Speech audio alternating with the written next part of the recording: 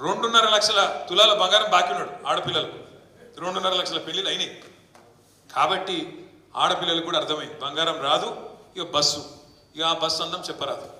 నేను మా సీతక్క చెప్తాను, అవు బస్సులో అల్ల వెళ్ళిపోయారు తప్పని మేము ఎక్కడన్నాం అక్క, మేము అనలే.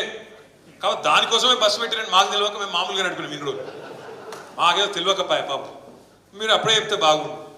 బస్సుల కుట్లు అల్లికెళ్ళితే మేము తప్పని మేమెందుకంటాం అక్క, ఎక్కువ పెట్టు బస్సులు తన్నుకుంటాను, మంచిగా లేదు పెట్టు, మనిషికో బస్సు పెట్టు, మేమెందుకు అంటాం, మనిషికో బస్సు పెట్టు, మంచిగా అంత కుటుంబం పోయి మంచిగా కుట్లు అల్లికలు, అవసరమైతే బ్రేక్ డ్యాన్సులు, రికార్డింగ్ ఏం చెప్తారో చేయరు, మేమెందుకు అంటాం, ఏమంటారు చేయండి.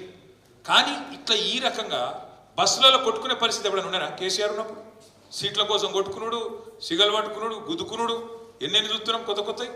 బస్సు అన్నారు, ఇవాళ బస్సు పరిస్థితి ఎట్లుందో మీరే చూస్తున్నారు. ఆఖరికి ఆర్టీసీ కార్మికులు, డ్రైవర్లు, కండక్టర్లు వాళ్ళని ఎత్తిపట్టుకునే పరిస్థితి వచ్చింది.